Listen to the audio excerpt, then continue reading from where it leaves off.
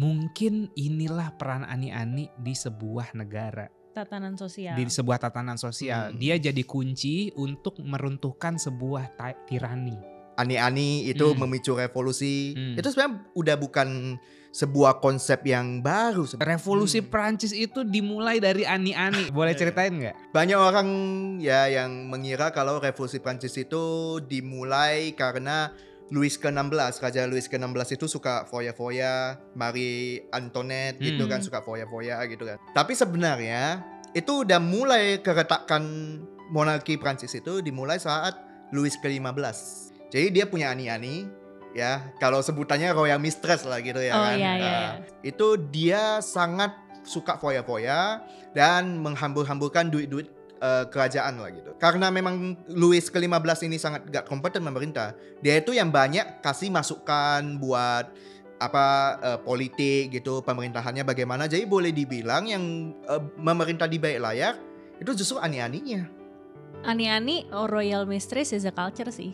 Itu yang menjadi sebuah realita yang terang benderang gitu. Emang dijaga, it was kept that way karena memang orang-orang quotes-unquotes yang punya power ya mereka punya keinginan tersendiri dan ya karena mereka punya power jadinya itu diturunkan as a culture. Dari dulu beginilah cinta. Penderitaannya tiada akhir. Dari kisah cinta Cleopatra dan Julius Caesar yang mengguncang politik Roma sampai Ridwan Kamil dengan Ani-Aninya, cinta sejak dulu memang bukan sekedar urusan hati. Ia bisa jadi alasan perang, jatuhnya kekuasaan, atau munculnya peradaban baru. Sepenting itu loh. Okay. Hari ini kita akan membahas bucin or maybe Ani-Ani dari sudut pandang sejarah. Gimana sih cinta yang katanya urusan paling pribadi justru punya pengaruh luar biasa terhadap sejarah umat manusia. Sambil berpikir gue kayak okay. Apakah benar cinta bisa membutakan bahkan memporak-porandakan tatanan sosial dan politik? Berat ya. Bersama seorang sejarawan muda dan founder dari Neo Historia, kita akan menelusuri jejak-jejak bucin dan Ani-Ani dalam sejarah. Dari tragedi cinta hingga ambisi tersembunyi di balik kata sayang. Oh baik. Welcome to the History of Love and Chaos bersama Daniel Limantara.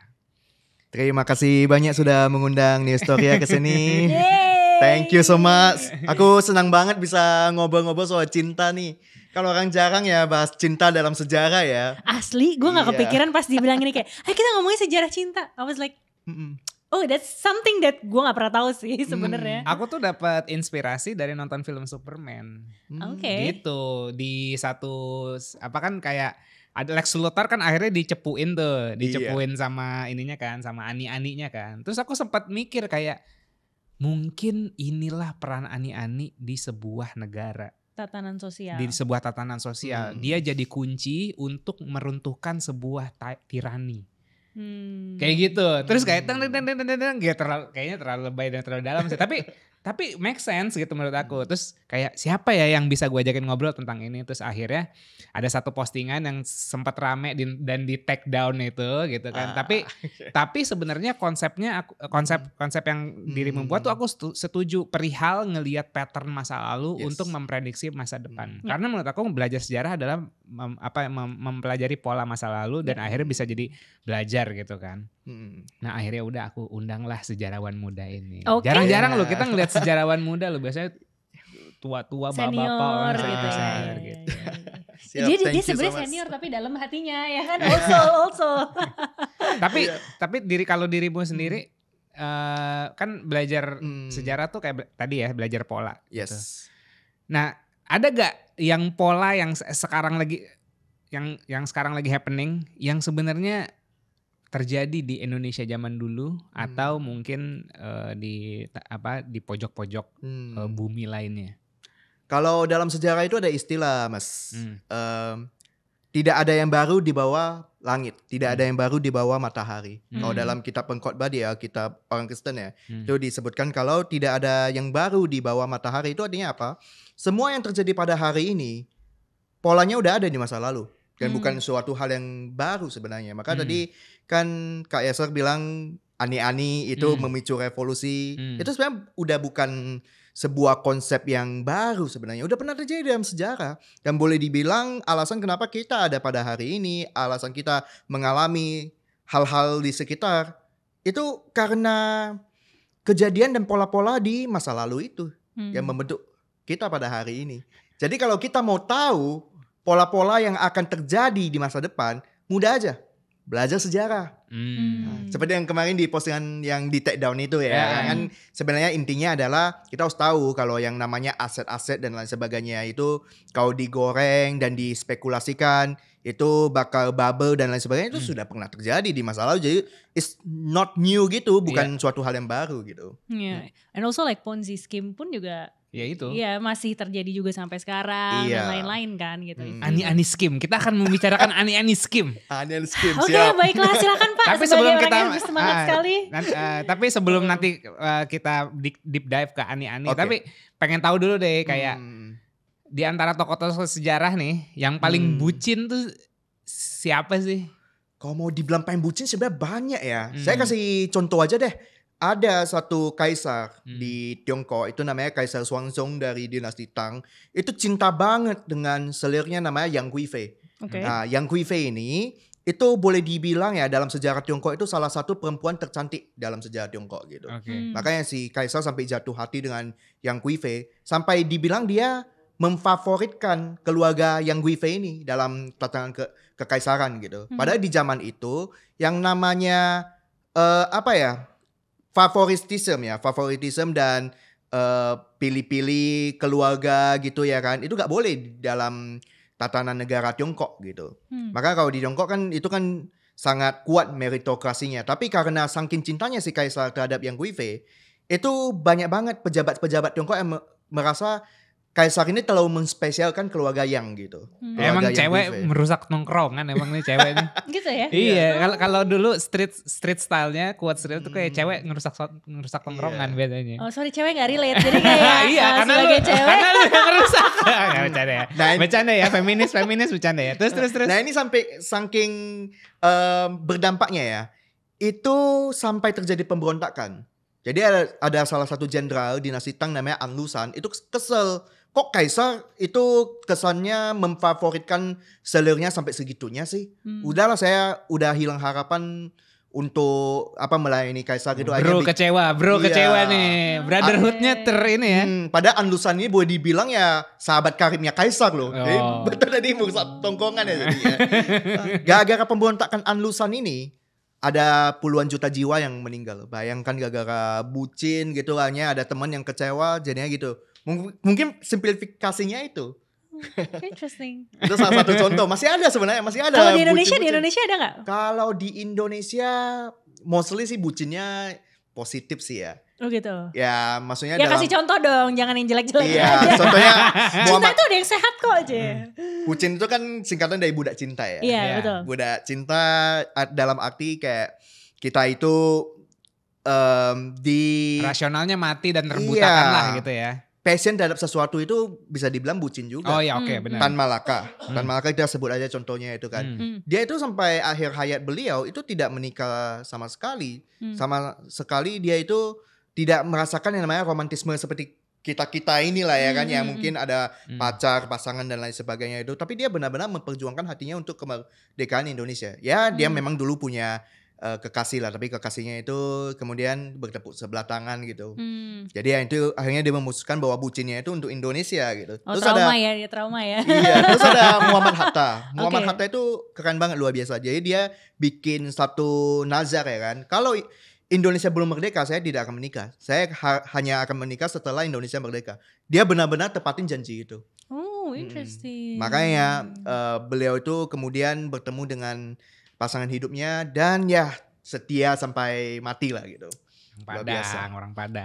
Jadi kalau dalam sejarah Indonesia ya sebenarnya kalau soal bucin ya, kalau ditarik lebih jauh mungkin di kerajaan kuno seperti Ken Arok sama Ken Dedes, tapi aku gak mau sebut itu bucin sih. Sebenarnya itu lebih ke ambisi politik sebenarnya. Tapi kalau yang benar-benar bucin masih ada lagi. Itu di Tiongkok lagi ya, lagi-lagi Tiongkok aku gak tahu ya kenapa kaisar-kaisar Tiongkok itu banyak terjebak bucin sama selir sama permaisurinya. Jadi ada Raja Yo dari dinasti Zhou, itu dia punya satu permaisuri namanya Pause.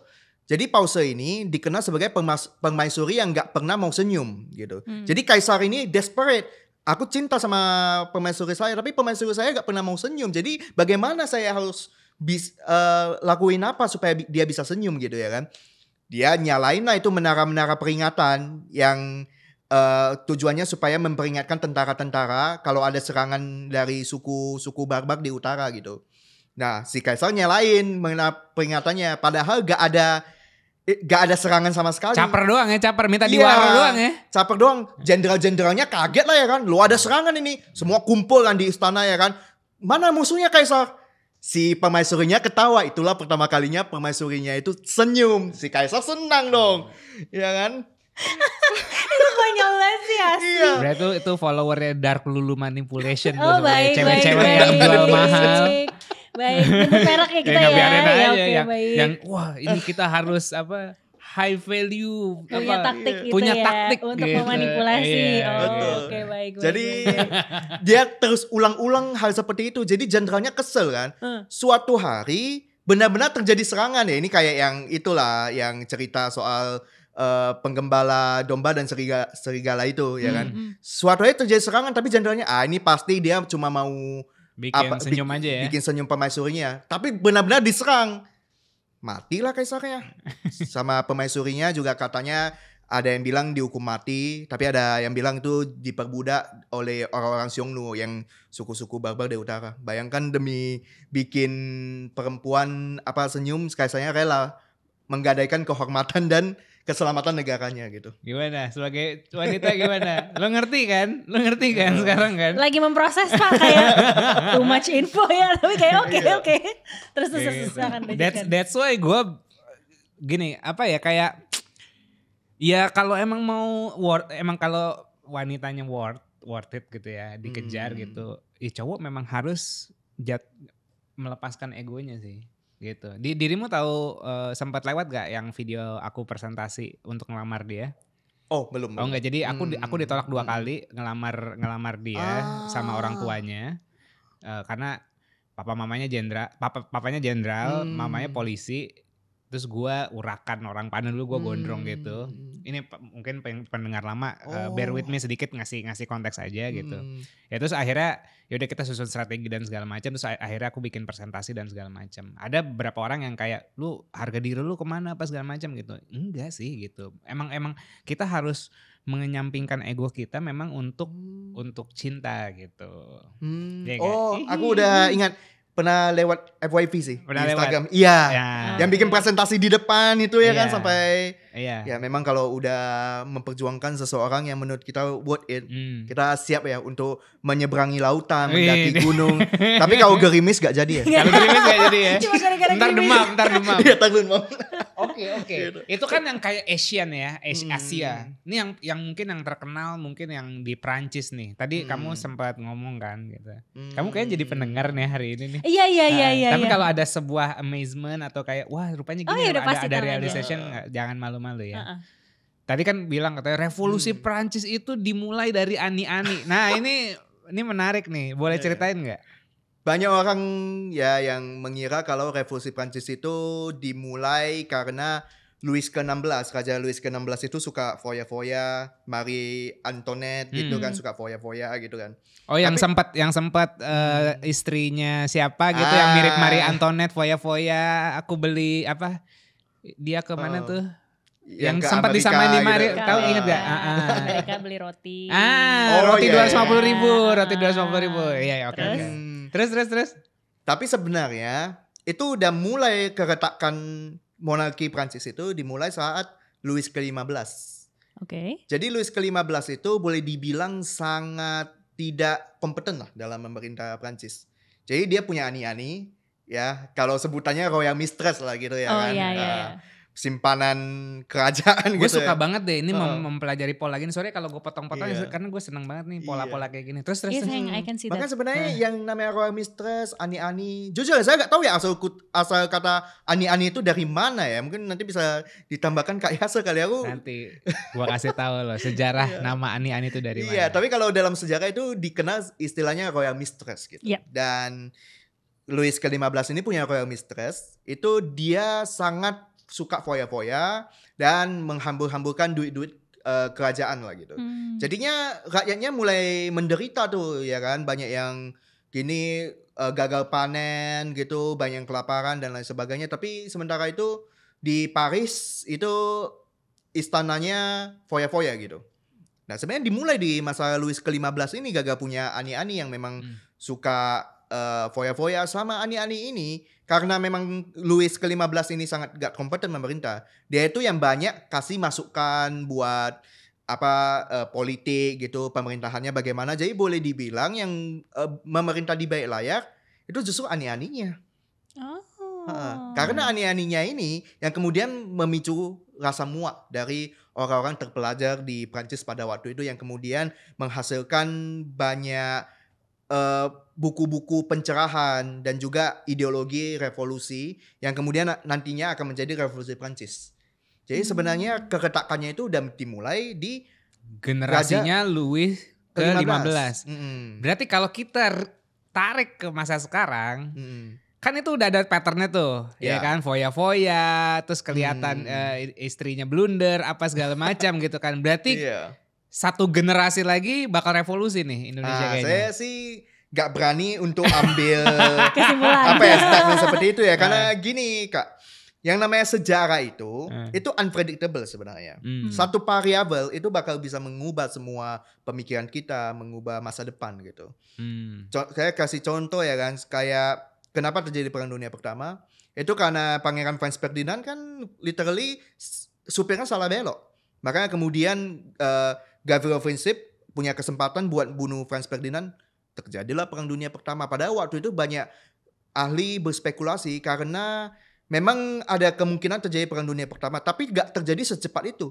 Malah benar-benar terjadi dong 1914. Cuman gara-gara salah belok. Cuma karena salah belok. Jadi who knows, mungkin kedepannya akan terjadi revolusi atau mungkin ya masih stabil, gak ada yang tahu sebenarnya. Tapi yang pasti kalau kita belajar dari sejarah, yang namanya hubungan interpersonal, cinta, Ani-Ani dan lain sebagainya yang meliputi hal-hal yang receh seperti itu bisa mengubah sejarah.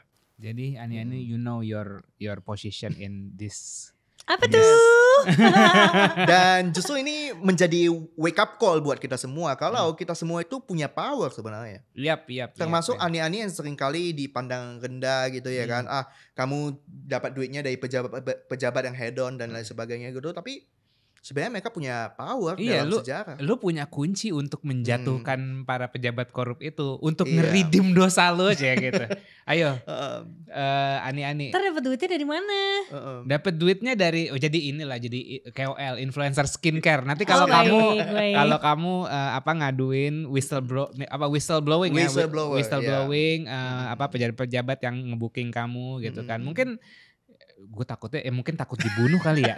Sekarang main bunuh-bunuh di lakban tiba-tiba mukanya gitu kan. Itu saya nggak berspekulasi, saya tidak ikut berspekulasi soal itu. Tapi memang culture whistleblower di Indonesia itu masih kurang banget sih. Jadi karena whistleblower itu seringkali dianggap sebagai pengkhianat gitu. Dianggap sebagai orang-orang yang tidak bisa diajak gitu. Diskusi. Iya gitu, atau nggak satu tim gitu ya, maksudnya kayak nggak bisa berkomplotan gitu. lah gitu bareng-bareng ya kan. Jadi whistleblower itu ya dianggap ya ancaman gitu. Makanya kenapa sampai ada terjadi pembunuhan atau bagaimana gitu ya kan. Dan juga kenapa perlindungan whistleblower di Indonesia sendiri itu masih lemah, karena culture seperti itu masih dipelihara. Boleh dibilang ya ini masih culture feodal sebenarnya. Oke, berarti untuk menstimulus para Ani-Ani untuk bisa speak up, berarti perlindungan whistleblowernya mesti dikuatin dulu nih. Ya, strateginya. Itu satu. Bener dong. Harus ada sebuah lembaga yang memang cukup kuat untuk melindungi si whistleblower ini gitu. Kalau si di filmnya Superman kan ya dijagainnya sama Superman sama Mr. Terrific itu kan. Yes. Dia punya kenalan sama si Daily Planet tuh satu jurnalis itu kan. Si Jimmy Olsen. Iya itu kan terus dicepuin, dikirim. Tapi kan maksudnya kayak masih satu gengan sama sebuah power kan. Jadinya dia ya walaupun di situ diperlihatkan ya dia bego aja kayak gue sakit hati sama Lex Luthor terus dikirim-kirimin gitu. Tapi at least dia sempat dipenjara juga ya masuk sampai ditangkap kan ya. Dimensionnya Lex Luthor ya. Iya. Tapi kan diselamatin juga sama Superman kan. Jadi memang oke Ani tunggu sebentar jangan langsung membahayakan dirimu. Jadi kita coba build sebuah perlindungan dulu sih. Enggak tapi benar, enggak serius. Gua ini sebenarnya sebuah ekspresi dari kefrustrasian. Gue frustrasi kan ya? Ya frustrasi. Sama kita udah nggak bisa ngelakuin apa-apa lagi gitu loh. Kita udah kayak powerless gitu loh, powerless banget gitu. Terus ada satu option nih yang belum kita coba. Ani yang merusak tatanan negara. Dan menciptakan peradaban baru. Oke, baiklah. Gue gak yakin Ani mikirin sampai sana sih. That's why, Ani please, kita on your team gitu. Lo kita dukung untuk meruntuhkan. Kan banyak juga cerita-cerita kayak misalnya kayak Ridwan Kamil gitu kan lagi polemik sekarang. Gue nggak tahu siapa benar siapa salah, tapi kan at least mengguncang kan, mengguncang gitu loh. Berarti kan walaupun mungkin dilihat sebelah ini balik lagi psikologi Ani kan pasti kan dia tumbuh dari orang yang kurang validasi. Ya. Iya dong. Dia tumbuh dia kurang validasi. Akhirnya dia mencari validasi dari orang yang mungkin yang lebih tua, yang punya duit, dikasih apa. Akhirnya jadi Ani gitu kan. That's why kita juga perlu memvalidasi Ani biar dia seneng, dia masuk ke tim kita. Untuk merevolusi Indonesia via Ani. Iya. Oh, balik lagi Pak ke cinta-cinta Pak, jangan lupa. Iya. Jangan salah jalur. Ya, tapi kamu ada pertanyaan nggak? Jangan jadi pendengar doang dong. Ini kan penontonnya Coach Anes nih bukan Yaser. Iya nggak apa-apa, kali ini kamu dulu. Tapi aku pengen tahu, maksudnya kayak setelah dengar obrolan kita berdua, impresi apa yang terbuka horizon di kepala kamu tuh kayak wah, boleh tahu gak? Ani Royal Mistress is a culture sih. Itu yang menjadi sebuah realita yang terang benderang gitu. Emang dijaga, it was kept that way karena memang orang-orang quotes yang punya power ya mereka punya keinginan tersendiri dan ya karena mereka punya power jadinya itu turunkan as a culture gitu. Gokil, Ani adalah culture.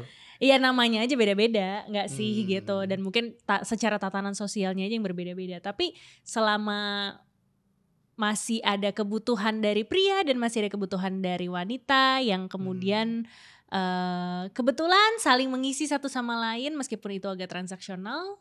Tapi kalau emang itu memenuhi kebutuhan satu sama lain ya ya it is what it is gitu loh. Kita gak bisa memaksa semua orang untuk punya romantisme ataupun the sense of love and belonging and validation yang se-ideal itu ya karena mungkin mereka tumbuh dari chaos. Balik lagi di awal kan kita ngomongin soal love and chaos, right? Dan who knows gitu, chaos membuat orang akhir loving, dari loving kemudian tercipta chaos, dari chaos akhirnya jadi loving lagi. That's also a pattern yang akhirnya aku lihat gitu bahwa love and chaos ya itu sebuah pola. Itu poin kedua. Keren gak sih gue? Luar biasa. Tapi kamu tahu kan kalau zaman dulu yang tadi diceritain kayak kalau raja-raja yang di Cina tuh selirnya sampai ratusan orang gitu. Kamu tahu kan? Tahu. Oh, oke. Gue nggak kebayang sampai ratusan sih, tapi kalau di film-film ya belasan lah gitu. Sampai ratusan kan? Ada yang pernah ratusan gitu, ada yang puluhan, tergantung kebijakan kaisarnya sih. Kebijakan dan kekuatan. Ada juga yang gak mau selir sama sekali, benar-benar sama satu permaisuri. Itu di zaman dinasti Ming, saya lupa nama kaisarnya siapa, tapi dia itu setia banget sama permaisurinya. Berarti bisa dibilang ya, ini balik lagi nih, kan ini kan kita lagi nge-mix and match perihal sejarah dan love ya. Love, either itu relationship di keluarga, percintaan yang romantis atau cheating or bucin or ani-ani, itu konteksnya. Make sense gak kalau narasinya seperti ini? Kalau kita mau memilih pemimpin, lihatlah gimana dia mimpin keluarga. Make sense gak? Kalau misalnya rumah tangganya berantakan, lu gimana mau ngurus negara? For me that makes sense. Tapi this is your... Ada gak satu sejarah yang kayak, ini rajanya memang keluarganya bagus, terus negaranya juga jadi bagus? Tidak selalu demikian. Tidak selalu demikian, tetapi ada satu perkataan, kalau kita tidak setia dengan perkara kecil, bagaimana kita bisa setia dengan perkara besar? Dalam satu hal ini ya, pemerintahan terkecil itu ya keluarga. Unit terkecil dalam sebuah sistem pemerintahan ya keluarga gitu. Jadi bisa jadi benar, bisa jadi salah. Dalam arti seperti ini, dalam arti ada seorang pemimpin itu memang bagus dalam memimpin, tetapi mungkin kurang bagus dalam memimpin unit yang terkecil yaitu keluarganya. Ya kita ambil satu contoh lah, Presiden Soekarno. Beliau adalah seorang pahlawan yang berhasil membawa Indonesia kepada kemerdekaan. Tapi rumah tangga beliau bagus gak? Kan itu kan pertanyaannya. Kalau kita ukur dengan standar modern ya, apakah rumah tangga beliau bagus? Atau justru itu malah menjadi seakan sebuah role model yang tidak boleh diikutin gitu. Ya istrinya banyak. Istrinya gitu banyak kan. Gitu kan. Kalau kita melihat, kita breakdown ke hal yang paling kecil yaitu cinta, definisi cinta itu sendiri. Secara biologis cinta itu kan sebuah proses kimiawi di otak manusia. Sebuah proses kimiawi di otak manusia untuk mencari pasangan supaya nanti kemudian bisa menghasilkan keturunan supaya spesies manusia tetap ada gitu. Makanya kenapa sistem pernikahan di zaman meramu dan berburu itu sangat berbeda dengan sistem pernikahan di masa sekarang. Kalau sekarang kan monogami yang lebih dipromosikan gitu ya. Monogami yang lebih dianjurkan. Tapi kalau kita lihat di zaman meramu dan berburu, di zaman sebelum manusia punya peradaban, itu justru perempuan yang punya power lebih banyak. Perempuan punya power lebih kuat. Kenapa? Karena di rahimnya itu dia bisa menghasilkan keturunan baru bagi manusia dan juga mempertahankan populasi spesies manusia supaya mereka itu tidak punah gitu.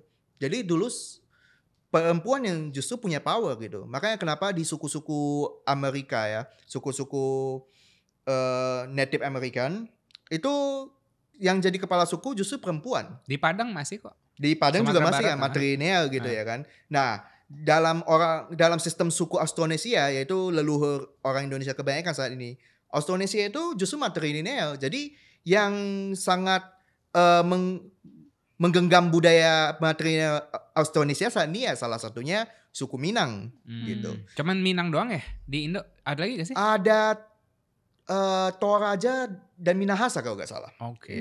Jadi memang itu benar-benar pure Austronesians gitu. Karena kenapa? Karena perempuan itu punya power untuk melanjutkan keturunan gitu. Nah, semuanya berubah saat manusia itu akhirnya membentuk peradaban. Kemudian ada raja, ada sistem pemerintahan, ada sistem hukum.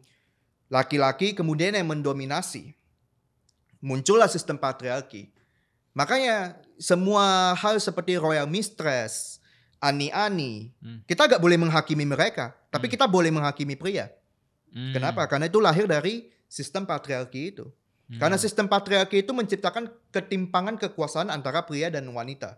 Antara laki-laki dan perempuan terjadi perbedaan relasi kuasa yang begitu tajam. Kalau kita pakai analisisnya Michel Foucault ya, semua yang kita alami, semua yang kita kerjakan dan lain sebagainya itu gak akan lepas dari relasi kuasa. Nah kalau kita identifikasi relasi kuasa antara perempuan dan pria itu sangat berbeda.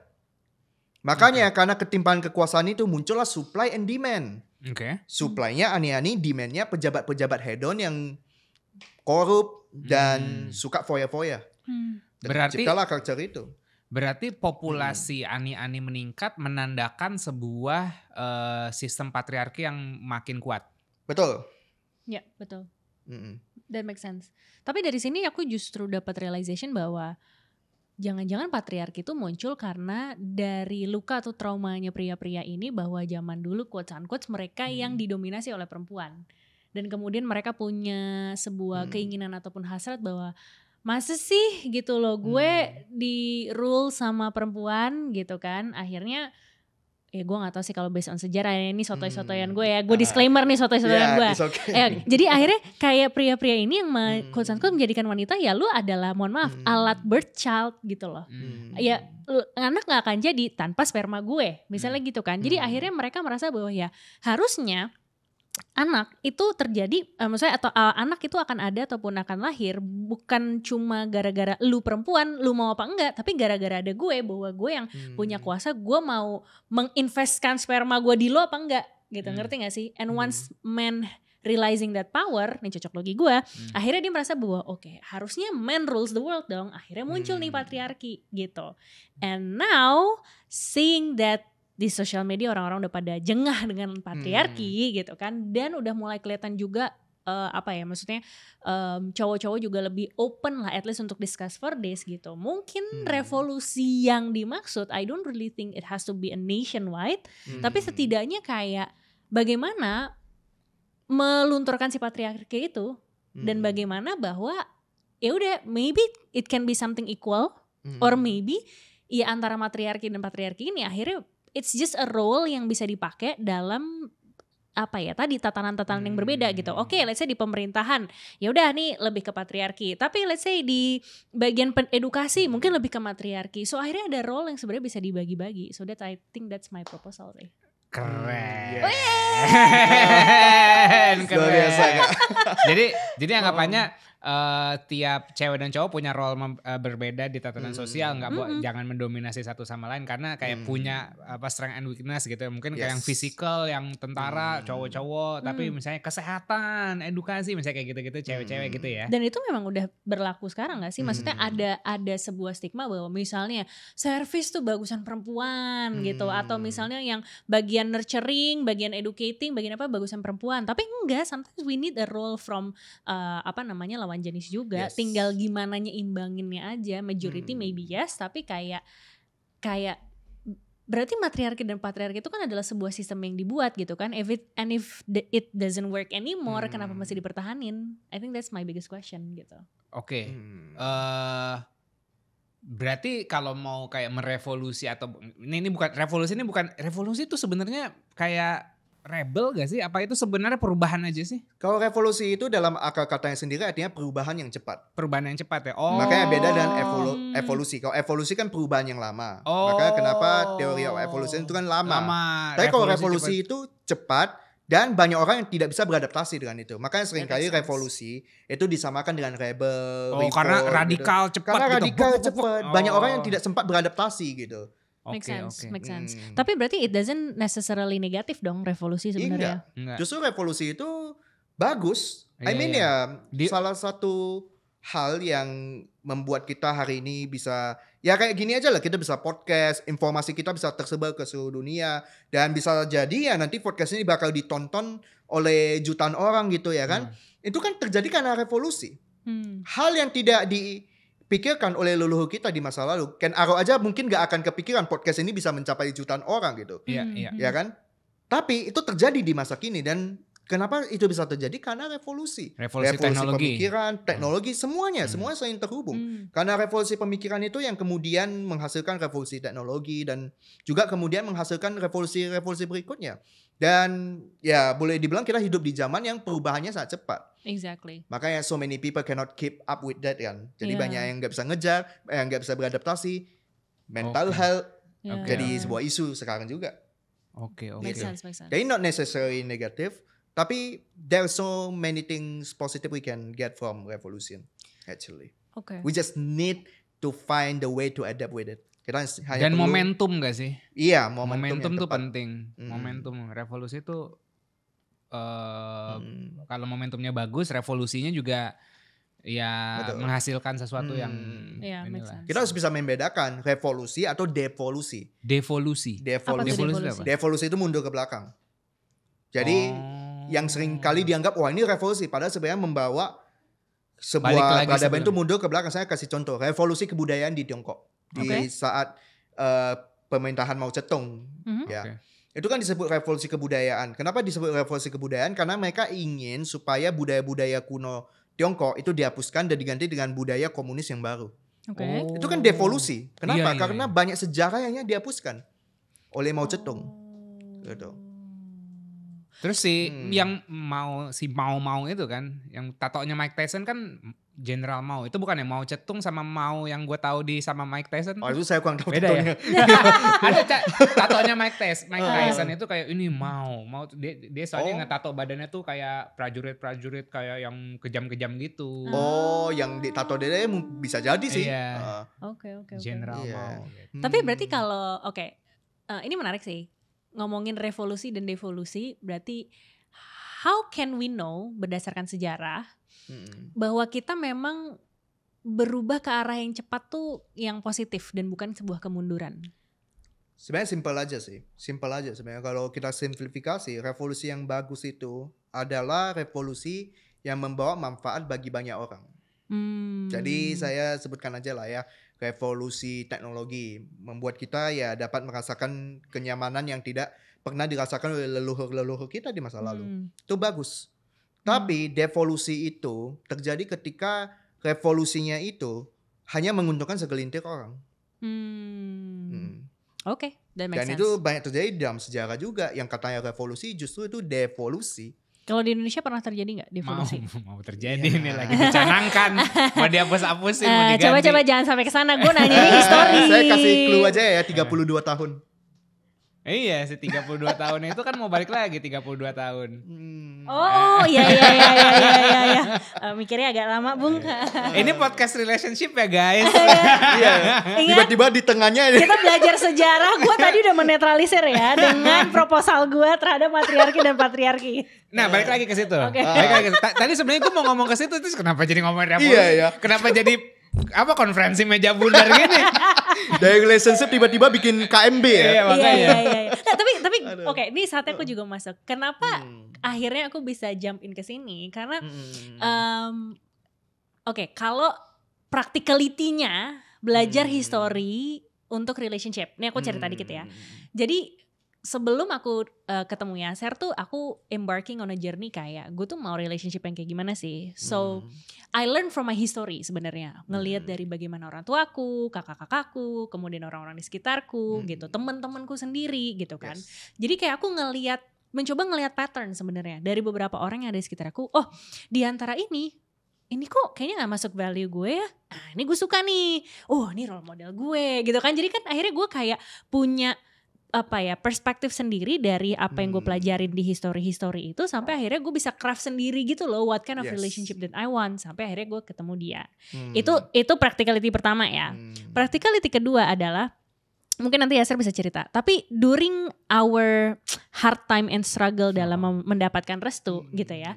Jadi ada satu momen signifikan banget di mana waktu itu Yasser mencoba untuk mengaplikasikan ilmunya Sun Tzu. Oke, silakan Pak, boleh ceritakan. Ini kan tadi kan aku udah, nah ini kamu. Ya? Iya. Oke. Jadi di momen-momen di saat kita susah dapat restu gitu kan. Ada satu momen kita dicepuin lah. Kita dicepuin dikirain kumpul kebo. Dikirain kumpul kebo berdua padahal dia ada kerja di Bali, aku ada kerjaan di Bali. Terus kita dapat undangan makan siang ke tempat omnya dia padahal. Omnya dia ngundang, Nes makan siang yuk gitu. Terus aku bawa Yasser ya, kebetulan dia lagi di Bali gitu. Kita lagi berjuang. Nah, dicepuin ya itu kayak wah Yasser jangan-jangan kumpul kebo nih sama Anes nih. Padahal kita lagi sama-sama kerja di Bali aja gitu kan. Nah, konteksnya adalah itu gue udah 2 kali mau nembusin diri gue sendiri masuk ke keluarga dia kan susah gitu kan. Nah di fase timeline itu gue tuh lagi baca Art of War. Gitu gue lagi baca Art of War. Tenang. Yeah. Tetap ini kok. Gue lagi baca Art of War. Terus kayak ada satu kayak gini. Lo kalau si lawan lo ini anggaplah ini sebenarnya keluarga dia bukan lawan. Tapi kan ini kan sebuah analogi aja kan, strategi kan. Kalau lawan lo susah banget ditembus. Lo jangan terus maju. Bikin dia keluar, bikin dia goyang, bikin dia pecah dulu scattered, baru lo masuk gitu. Nah dengan kejadian itu di saat kayak, Yasser sama Anes jangan-jangan kumpul kebo nih di Bali segala macam gitu-gitu, defense-nya goyang dong, langsung kayak Anes gini gitu kan, goyang kan, dia panik, aduh gimana nih kita dicepuin, difitnah gitu kan. Terus gue mikir, lah gue baru baca Sun Tzu. Lah ini sebenarnya momen yang bagus nih. Mereka lagi goyang, ya udah kita ke Jakarta, pulang ke Jakarta, terus gue mau ajak bapak ibu makan sekali lagi, terus kita bikin counter attacknya adalah kita bikin presentasi. Waktu itu aku diraguin sama bibit bebet bobot, lo tau kan bibit bebet. Jadi kayak dia mau ngeliat bibit bebet bobotku, tapi aku nggak seartikulatif itu untuk kasih tahu bibit bebet bobotku, karena kalau diajakin ngobrol kadang-kadang ketiduran si bapak. Almarhum karena udah umur 80 saat itu, jadi kayak dengerin gue ajak ngobrol terus dia kayak gitu, kayak aduh ini gue gimana gue masuk, gimana mereka ngerti gitu kan. Nggak ada yang salah gitu, tapi ya lucu aja itu pengalaman.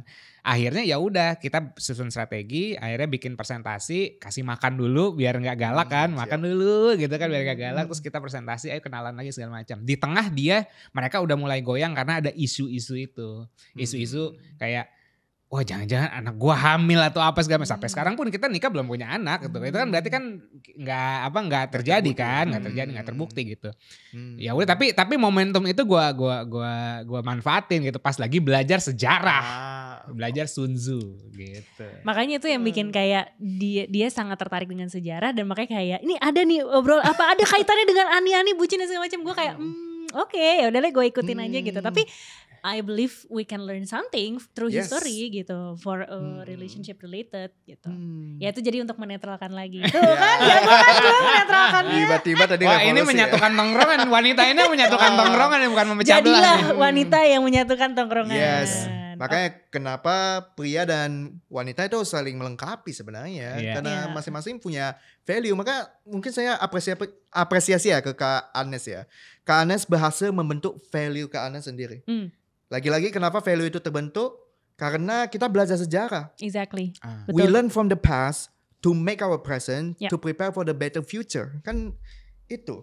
Supaya kita bisa tahu loh berbuat apa ke depannya gitu. Jangan sampai kita muda digiring oleh opini-opini TikTok.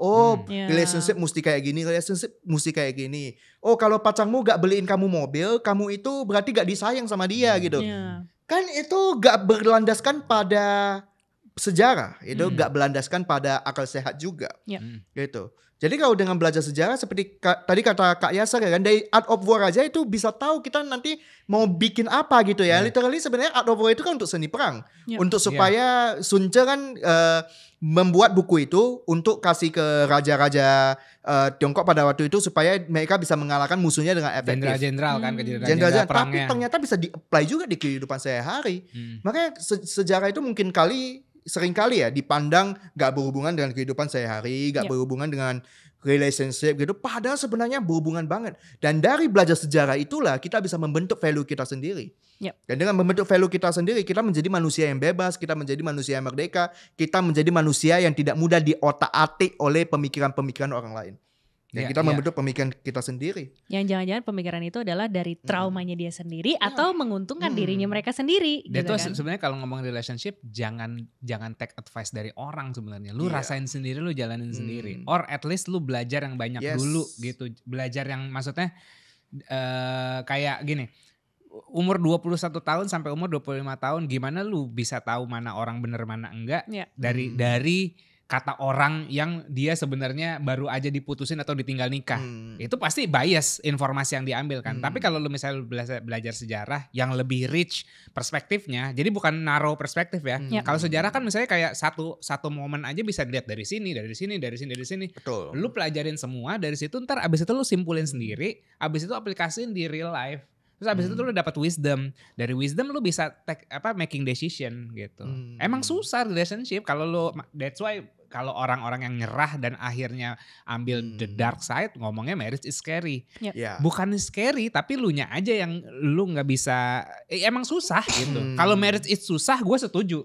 Tapi belum tentu scary. Yes. Ketakutan itu muncul kan dari ketidaktahuan.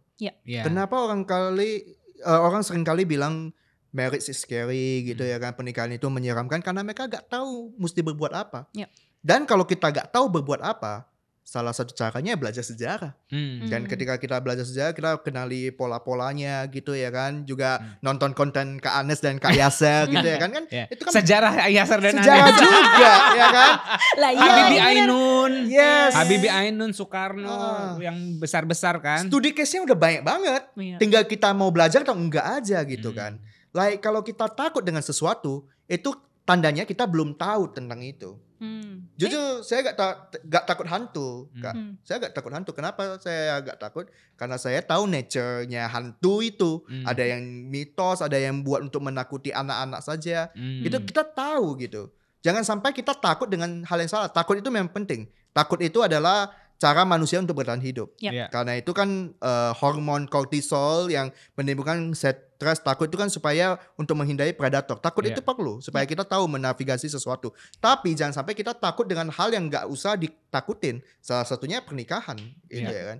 Kenapa orang takut dengan pernikahan? Karena banyak berita-berita negatif itu mendominasi berita-berita positif. Banyak-banyak berita negatif, lebih banyak berita negatif daripada yang positif. Berita perceraian artis lah, pernikahan KDRT. Yang gagal lah, KDRT, selingkuh dan lain sebagainya. Lebih banyak berita negatifnya. Sementara itu sebenarnya banyak cerita positif yang jarang diberitakan. Ini sumpah ya, kalau bukan, maksudnya gini, kalau nature-nya orang happy itu malas umbar-umbar.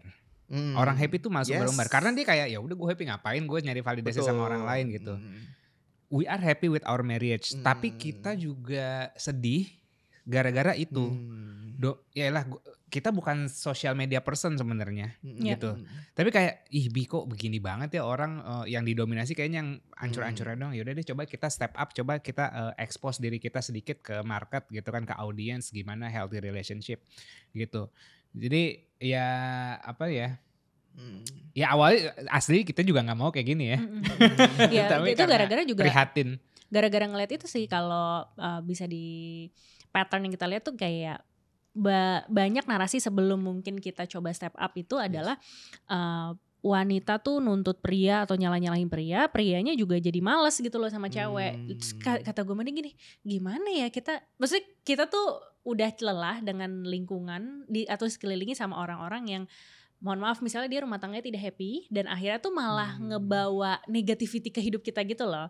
Terus kita tuh punya cita-cita gini, gue pengen deh if we were about to raise a kids gitu, our children di emang environment atau culture yang emang loving gitu. And how to make a loving culture, ini visi besar gitu kan, kayak gimana cara kita bikin a loving culture gitu. Ya udahlah, mungkin nggak banyak orang yang tahu hubungan yang sehat tuh kayak gimana gitu kan. So let's just show whatever that it is we have gitu. Dan itu kan memang based on cerita sendiri kan. Tapi at the same time kita juga tahu bahwa kita nggak bisa cuma sekedar ceritain cerita kita doang, perlu dilengkapi sama ilmu-ilmu gitu. Makanya kita suka podcast kayak gini karena maksudnya pengen ngasih tahu perspektif bahwa lu in terms of learning relationship and love gitu, lu tuh nggak cuma harus belajar psikologi gitu, lo juga bisa belajar dari sejarah, lo punya background kimia pun, love tadi cinta itu kan dari reaksi kimia yang ada di otak lo, biology and everything gitu, dan it's all related. Tapi tinggal apakah kamu bisa nggak ngelihat bahwa ada relevansinya lo dari ilmu yang kamu punya kalau emang bener kita pelajarin ke relationship dan emang bisa kita praktekin sehari-hari. Nah, we want to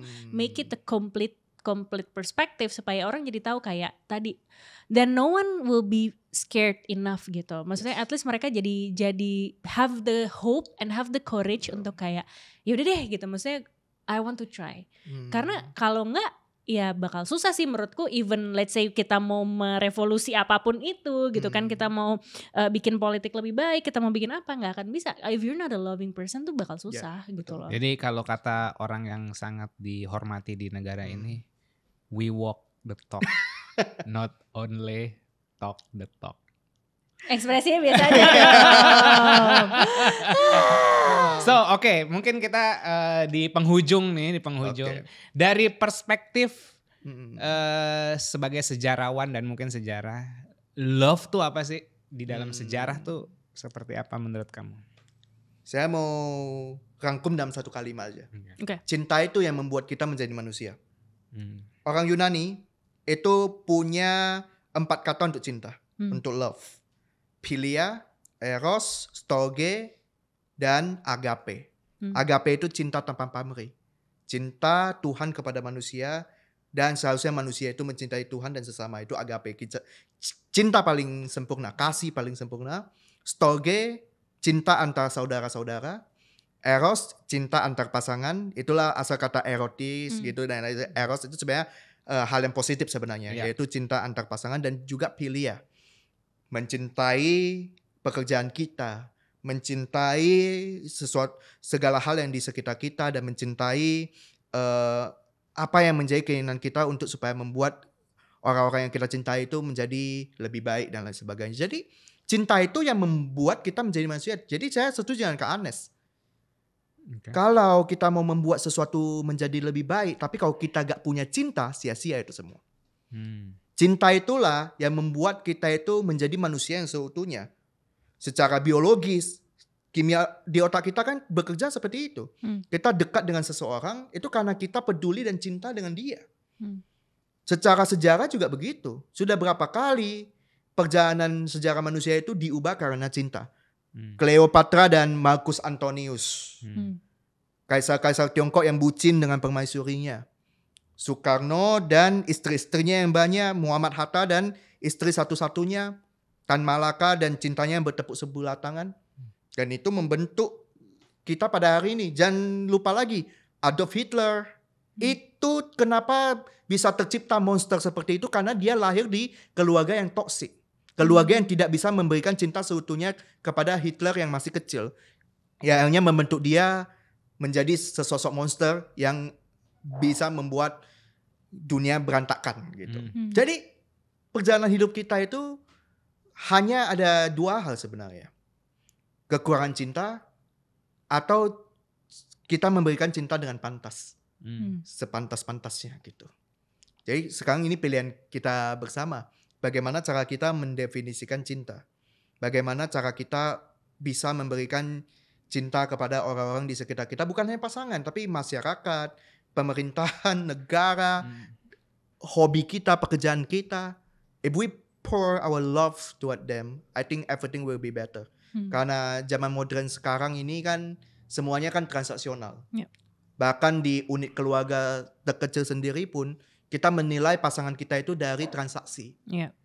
Betul. Bagaimana kalau kita kembali lagi ke akarnya? Bagaimana kalau kita memberikan cinta tanpa berharap apa-apa?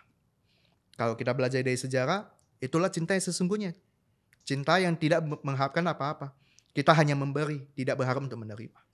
Dan saya yakin kita sudah memahami itu, masa depan kita akan menjadi lebih baik. Cinta itu luar biasa. Orator, gokil nih orator cinta gitu. Orator cinta. Luar biasa orator cinta. Ya, tapi kalau mau jujur saya agak punya pengalaman pacaran loh sebenarnya loh. Oh gitu. Ya baru-baru ini aja. Baru-baru. Boleh dipelajari sejarah Yasser dan Anes ya. Ya, siap nanti saya belajar banyak dari Kak Yasser dan Kak Anes ya.